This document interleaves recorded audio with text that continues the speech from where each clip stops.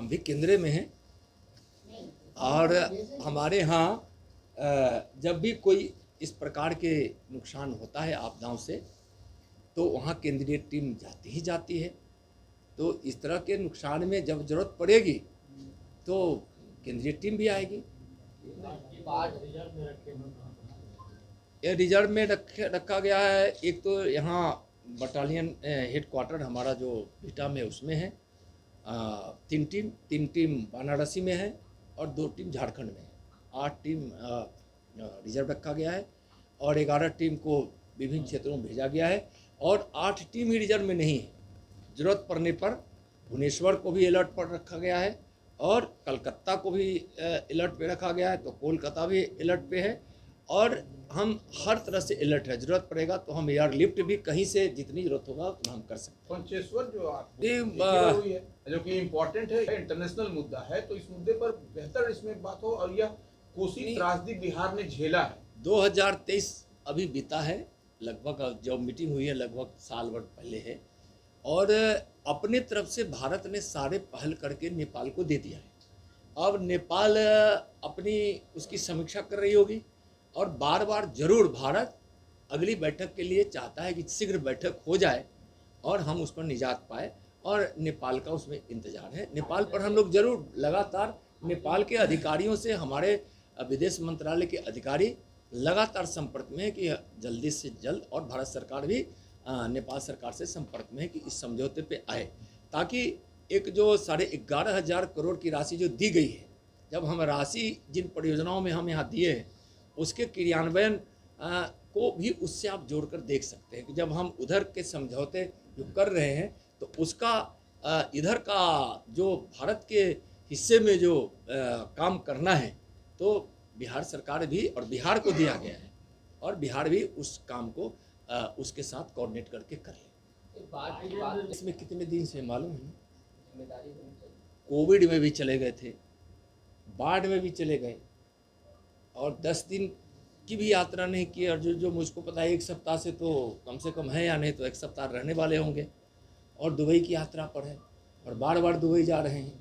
तो अगर हो सकता है कि वहाँ दुबई गए हैं तो उनकी क्या सोच है। लेकिन इतना मैं ज़रूर कहूँगा कि बिहार की बाढ़ की चिंता न लालू जी को कभी रहती थी और न आज तेजस्वी जी को है। और बाढ़ की त्रासदी में जो लालू जी की सरकार ने पाप किया था, मैं पाप शब्द बोल रहा हूं और मैं उसका गवाह हूं। जब मैं सीतामढ़ी के दौरे पे गया था तो उस समय बच्चे भूख से तड़प रहे थे और उस समय जब बिहार की उस समय की आरजेडी की सरकार, लालू जी की सरकार से जब बात किया गया तो उन्होंने तो नहीं बताया, लेकिन जो हम लोग को पता चला कि उसमें बहुत बड़े पैमाने पे दूध खरीद कर वहाँ भेजा जा रहा है। तो हम लोग को लगा कि कुछ तो सरकार कर रही है और बाद में पता चला कि कई बच्चों की मौत हो गई। शायद वह दूध पहुँच गया होता और दूध घोटाला जो 2 मुहे बच्चे के लिए, जो माँ की गोद में जब माँ के स्तन में दूध नहीं कि माँ भूखी, बच्चे रो रहे हैं, तरफ तरफ कर मर रहे हैं, मौत की नींद सो जा रहे हैं बच्चे माँ के आंचल में और दूध उन तक नहीं पहुंचा। और दूध का हुआ क्या, उस अमूल दूध का कि सारे घोटाले कर लिए गए। और आप लोग से मैं तो जरूर आग्रह करूंगा कि उस समय का पन्ना उलट कर देखिए आप प्रेस का, ये घोटाला हुआ था, दूध घोटाला। किस वर्ष की घटना थी? ये वर्ष तो अंदाज नहीं है, लेकिन हम उस समय भारतीय वर्ष लालू जी की सरकार की है और हमको 2090 से 95 के बीच का या कुछ उसी समय की सरकार की है। आप तिथि आपको आपके रिकॉर्ड में होगा। ये सीतामढ़ी में ऐसा? मैं सीतामढ़ी दौरे पे देखा हुआ पूरे बाढ़ के लिए बिहार में, और तिथि तो हम आप लोग के पास होगा, तिथि वर्ष भी होगा। और उस समय आप लोगों ने ही दूध घोटाले के विषय में बड़ा पर्दाफाश किया था और उसमें कई अधिकारी फंसे, कई अधिकारी जेल गए। संजोग है कि वो अधिकारी इस दुनिया में नहीं है, लेकिन आज उस समय के सरकार के नेता लोग हैं और बहुत बड़ा उन्होंने पाप किया था, और उस पाप करने वालों का कहीं न कहीं ईश्वर तो देखता है। गरीबों की आज जाती है, लगती ही है। इसमें उस समय के घोटालों को मैं याद कराना चाहता हूँ। तो क्या बोलेंगे, बाढ़ के समय बच्चों के दूध के घोटाला करने वाली सरकार आरजेडी, आपको घर जी, उस समय के दूध घोटाला करने वाली पार्टी और उस पार्टी के नेता श्रीमान लालू जी के पुत्र तेजस्वी जी बिहार में बाढ़ है और उस समय दुबई की यात्रा कर रहे हैं, तो शायद किसी को बताने की जरूरत नहीं है कि वह व्यक्ति के मन में और मिजाज में क्या है।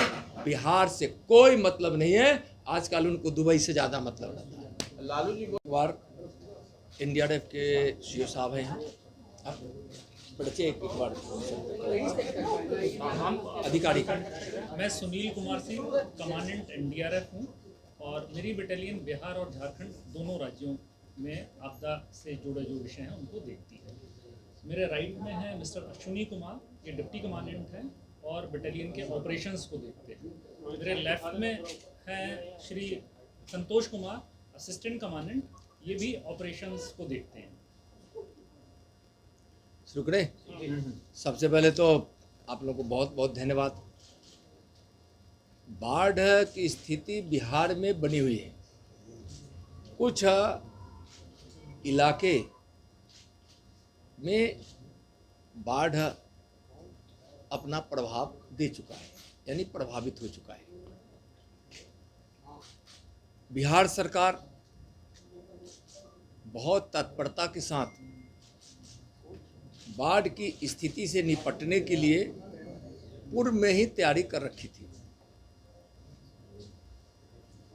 जैसे ही अनुमान लगाया गया बाढ़ की, वैसे ही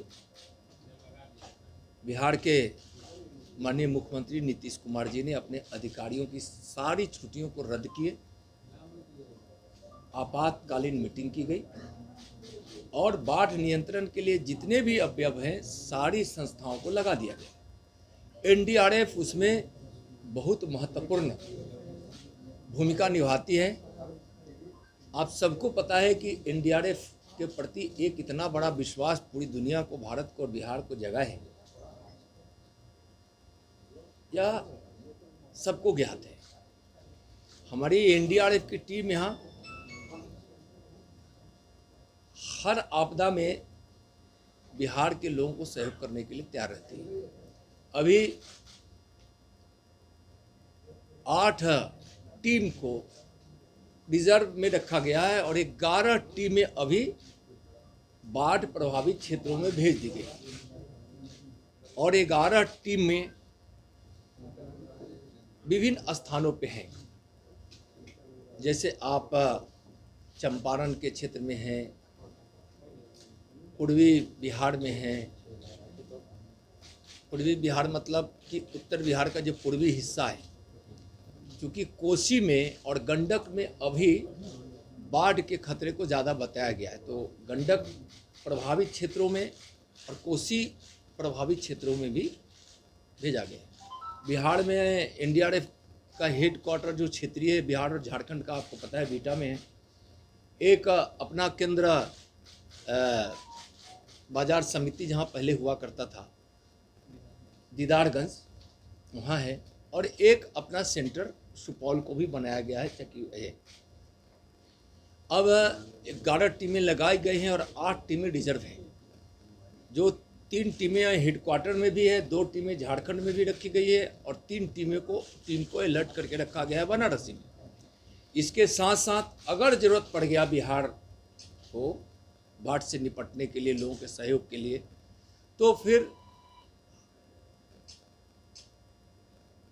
पुरी से भी, भुवनेश्वर से और पश्चिम बंगाल से भी हम एयरलिफ्ट करके हम यहाँ लाने की पूरी तैयारी कर रहे हैं।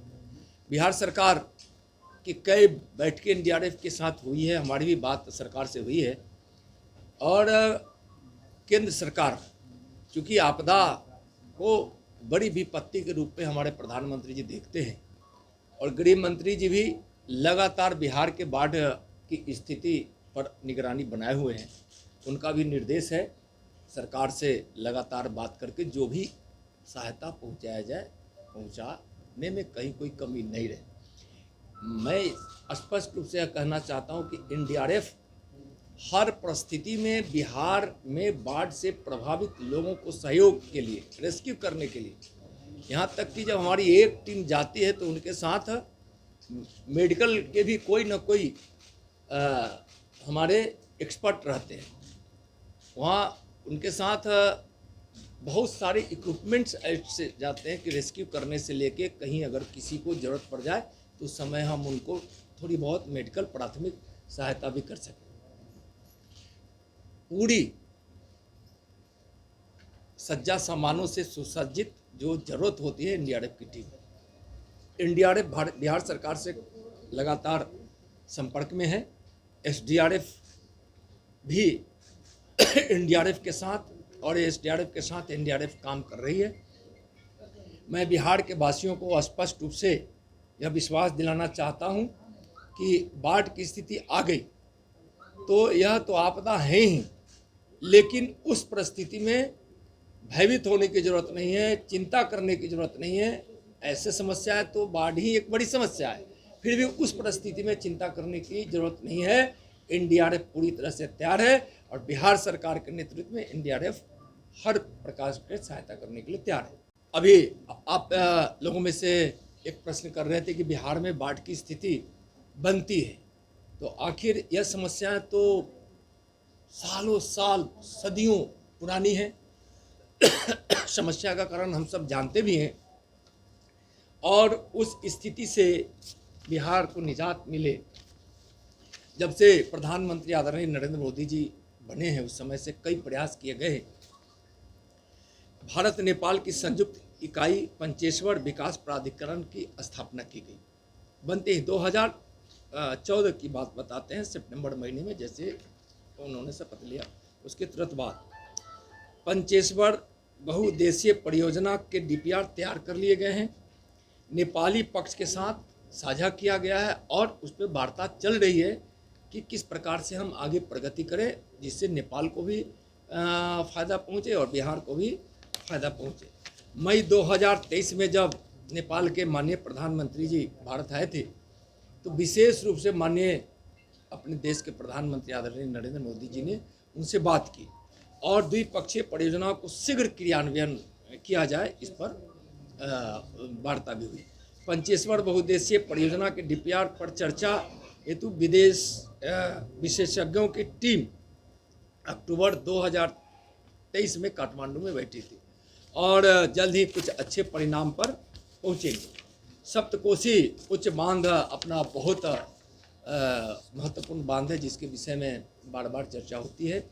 सप्तकोशी उच्च बांध बहुउद्देशीय परियोजना और शून्य कोशी स्टोरेज एवं डाइवर्जन स्कीम जो कमला परियोजना सहित की डीपीआर भी उसकी भी तैयार कर ली गई और उस पर समझौता की भी सहमति बन गई। प्रधानमंत्री जी के निर्देश पर जल संसाधन पर संयुक्त समिति लगातार बैठती रहती है और एक बहुत बड़ी बात है, बिहार की इन आपदाओं से निपटा जाए।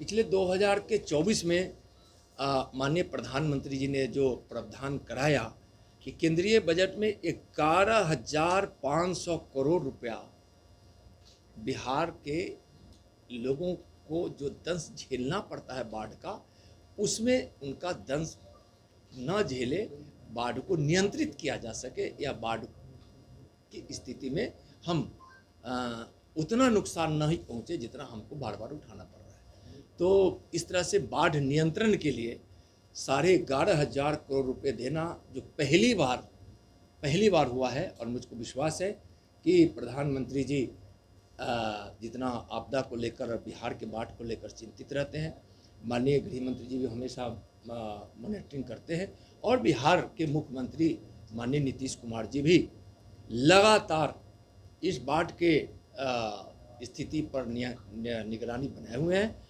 केंद्र सरकार और बिहार सरकार मिलकर, एनडीआरएफ, एसडीआरएफ मिलकर और सीबीडब्ल्यूसी के कोऑर्डिनेशन से, आईएमडी से लेकर जितनी भी इकाइयाँ हैं, हम सबके साथ कोऑर्डिनेशन में हैं और ज़रूरत पड़ने पर हम एयर सहयोग के लिए भी तैयार हैं। ज़रूरत पड़ेगा तो हम बिहार के बाढ़ के क्षेत्रों में हम हवाई सहयोग जो होता है, एयर सहयोग जिसको हम सब बोलते हैं, बिहार को देने के लिए केंद्र सरकार तैयार है। तो हर जगह हम अलर्ट मोड पे हैं और पूरी तरह से तैयार है।